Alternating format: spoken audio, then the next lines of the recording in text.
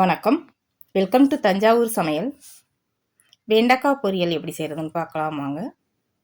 ரொம்ப ஈஸியாக சிம்பிள் மெத்தடில் வழவழப்பு இல்லாமல் சின்ன பிள்ளைங்க கூட சாப்பிட்ற அளவுக்கு நல்லா டேஸ்ட்டாக செய்யலாம். அது செய்கிறதுக்கு 2 டேபிள் ஸ்பூன் கடலெண்ணெய், அரை டீஸ்பூன் கடுகு, அரை டீஸ்பூன் சீரகம். இது நல்லா எண்ணெயில் பொரிஞ்சதுக்கப்புறம் இது கூட 2 காஞ்ச மிளகாய், 10 சின்ன வெங்காயம், 5 பல் பூண்டு சின்ன சின்னதாக நறுக்கிட்டு அதை நல்லா வதக்கிக்கலாம்.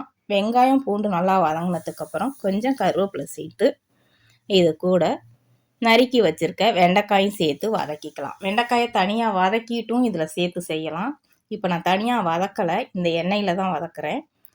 வெண்டைக்காயில் இருக்க வழவழப்பு போகிற வரைக்கும் நல்லா வதக்கிக்கலாம். இப்போ இது நல்லா வதங்கிருச்சு, வழவழப்பு இல்லை. இப்போ மசாலா சேர்க்கலாம். இது கூட 1/4 டீஸ்பூன் மஞ்சள் தூள், 1 டீஸ்பூன் மிளகாய் தூள், 2 டீஸ்பூன் சாம்பார் மசாலா. வீட்டில் அரைச்ச சாம்பார் மசாலா தூள் தான் நான் இதில் சேர்த்துருக்கேன். கடையில் வாங்கினது இருந்தாலும் சேர்த்துக்கலாம், டேஸ்ட்டு நல்லாயிருக்கும். தேவையான அளவு உப்பு சேர்த்து இதை நல்லா கலந்து விட்டு வேக வச்சுக்கலாம். இப்போ மசாலா சேர்த்ததுக்கப்புறம் இந்த மாதிரி கலந்து விடணும். கரண்டியை வச்சு கலந்து விட்டிங்கன்னா கரண்டியில் மசாலா எல்லாம் ஒட்டிக்கும். இந்த மாதிரி கலந்து விட்டு அதுக்கப்புறம் கரண்டி வச்சு கலந்துக்கலாம்.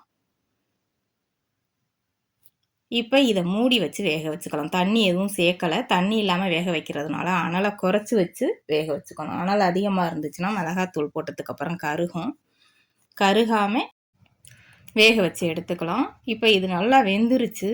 உப்பு காரம் சரியாக இருக்கான்னு செக் பண்ணிவிட்டு அதுக்கப்புறம் தேங்காய் சேர்த்து எடுத்துக்கலாம். இப்படி செய்யும்போது மசாலா எல்லாம் அந்த வெண்டைக்காய்க்குள்ளே உள்ளே இருக்கும், மேலே தெரியாது. மேலே ஒட்டாதது மாதிரியே இருக்கும் பார்த்தீங்களா, காயில் மசாலா உள்ளே போயிடுச்சு எல்லாம். அப்போ சாப்பிடும்போது டேஸ்ட்டு நல்லாயிருக்கும். இப்போ இதில் தேங்காய் துருவல் 1/4 கப் சேர்த்து எடுத்துக்கலாம். தேங்காயில் தண்ணி ஊற்றி அரைச்சும் நீங்கள் கலந்து விட்டு வேக வச்சு எடுத்துக்கலாம். மிளகாத்தூள் போடும்போதே தேங்காயும் அரைச்சி சேர்த்து ஒன்றா வேக வச்சும் எடுத்துக்கலாம், அதுவும் நல்லாயிருக்கும். இது மாதிரி செய்யும்போது சின்ன பிள்ளைங்க கூட வேண்டான்னு சொல்லாமல் நல்லா விரும்பி சாப்பிடுவாங்க. டேஸ்ட்டும் ரொம்ப நல்லாயிருக்கும். நீங்களும் செஞ்சு பாருங்கள். வீடியோ பிடிச்சிருந்தா வீடியோ ஷேர் பண்ணுங்கள். தஞ்சாவூர் சமையலுக்கு சப்ஸ்கிரைப் பண்ணுங்கள். தேங்க்யூ.